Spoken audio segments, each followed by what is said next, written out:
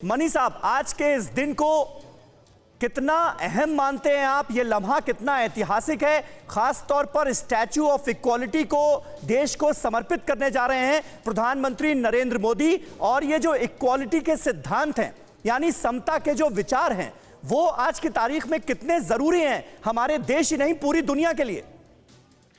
देखिए, ये बहुत ही हर्ष की बात है, गौरव की बात है कि एक हमारे कीर्तिमान थे, हमारे वेदों के ज्ञान में एक ऐसा कीर्तिमान व्यक्ति थे जिन्होंने आज हम सब इंक्लूसिव ग्रोथ और इंक्लूसिव डेवलपमेंट की बात कर रहे हैं जी। आज से कई साल पहले, मतलब 1000 साल पहले 11वीं शताब्दी में इन्होंने पूरे कैसे वेद का एक इंक्लूसिवनेस था उसके ऊपर बहुत बड़े अभियान शुरू किया, वेद का एक नई दृष्टिकोण बताई है। और ये बहुत हर्ष की बात है कि आज इनके बारे में इनको अपनी जगह मिली है, इतिहास में इनका जो कंट्रीब्यूशन रहा है इसको आज रिकॉग्नाइज किया गया। और मोर इम्पोर्टेंटली, ज्यादा महत्वपूर्ण बात यह है, महत्व यह है कि इनके बारे में कृतज्ञता पूरे दुनिया में जागृति हुई है। हाँ, ये बात सही है कि कुछ दक्षिण भारत राज्यों में इनके बारे में कृतज्ञता है और इनके बहुत बड़े ज्यादा में फॉलोअर्स हैं। चारों दक्षिण भारत देशों में, विशेष तौर पे तमिलनाडु, कर्नाटक और तिरुपति, दक्षिण आंध्र प्रदेश में बहुत ज्यादा इनकी कृतज्ञता के बारे में है, आप अनुमान नहीं लगा सकते। और ये स्वयं वरदराज स्वामी टेम्पल के मंदिर जो देवालय है कांचीपुरम में, वहां के सर्वोत्तम पुजारी वगैरह रह चुके हैं और इन्होंने अपने तरीके से अपना जो नेतृत्व है बिल्कुल। स्वयं अनुभूति से अपना नेतृत्व को आगे बढ़ाए ताकि लोग इनके जो इतने भी फॉलोअर्स हैं इनके पीछे आ सके। तो इंक्लूसिव ग्रोथ एक बहुत बड़ी अभियान है जो आज आधुनिक, सही बात है। शेखर अय्यर साहब भी हमारे साथ मौजूद हैं और जिन बातों का जिक्र मनी जी ने अभी किया, शेखर अय्यर साहब, आपको लगता है कि आज के इस दिन के बाद और इस प्रतिमा के अनावरण के बाद, देश को इसे समर्पित किए जाने के बाद, जो संत रामानुजाचार्य के विचार थे समता को लेकर, समानता को लेकर, वो देश और दुनिया में और ज्यादा रफ्तार से आगे बढ़ेंगे, जन जन तक पहुंचेंगे, ये उम्मीद की जा सकती है?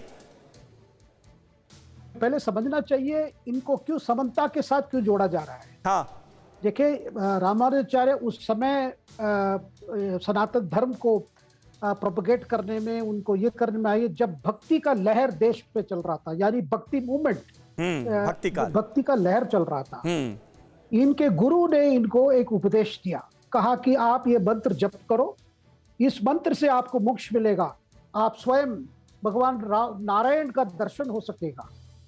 तो इन्होंने क्या किया, इतना खुश हो गए वो, लेकिन उनके गुरु ने ये कहा, ये मंत्र सबको नहीं बताना, आप पहले जप करो और आप पहले मोक्ष प्राप्त करो, ये किसी को बताने का नहीं है।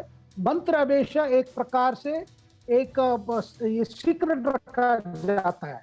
लेकिन रामानुजाचार्य ऐसे व्यक्ति थे, उनको लगा कि जो चीज मुझे खुश दे रहा है, जो चीज मुझे मोक्ष देगा, ये सबको मिलनी चाहिए, कोई जात, कोई कुछ नहीं होना चाहिए। सही बात क्या किया, जैसे इनको मंत्र प्राप्त हुआ, दीक्षा प्राप्त हुआ, ये सीधा चले गए उस मंदिर के गोपुरम पर चढ़ गए। गोपुरम से चढ़ के सबको बुलाने लगे, कहे भाई आ जाओ, मेरे पास एक ऐसा एक चीज है जिससे आपको मोक्ष मिलेगा, स्वयं नारायण का दर्शन हो सकेगा। भगवान नारायण का वही मंत्र था, ओम नमो नारायण। इस मंत्र को इन्होंने सबको ऊपर से मतलब चिल्ला के सबको देने शुरू कर दिए, जिसके यही है, मतलब उनका ये था कि जो अगर भगवान को हम ये करना चाहिए, इस पे कोई भेदभाव नहीं है, सब समान है और सबको मिलनी चाहिए। ये जो मंत्र सबको मिलनी चाहिए, सबको वो रास्ता मिलनी चाहिए जिस रास्ते से अपने अंदर जो भगवान है उसको वो देख सके।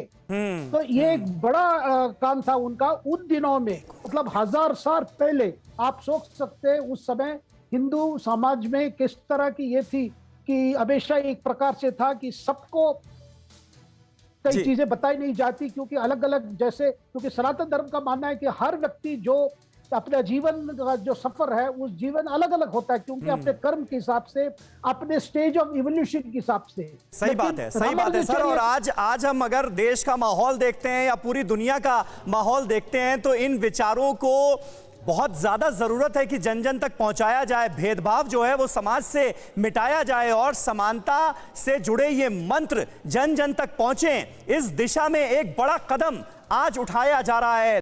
परवाह देश की, सोमवार से शुक्रवार रात 10 बजे TV9 भारतवर्ष पर।